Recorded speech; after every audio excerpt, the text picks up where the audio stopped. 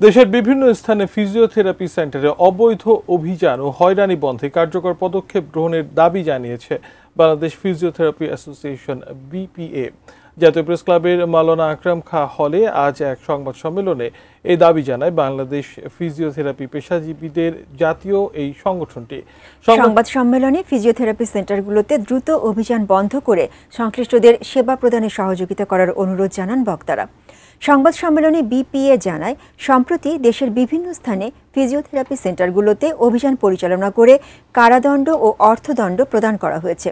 Physiotherapy পেশাজীবীদের বিরুদ্ধে পরিচালিত এমন অভিযান সম্পূর্ণ বেআইনি এবং আদালত অবমাননার শামিল উল্লেখ করে স্বাস্থ্য মন্ত্রণালয় কিংবা অধিভুক্ত কোনো সিভিল সার্জন দপ্তর এ বিষয়ে দায়িত্বপ্রাপ্ত নন বলে মন্তব্য করেন বক্তারা।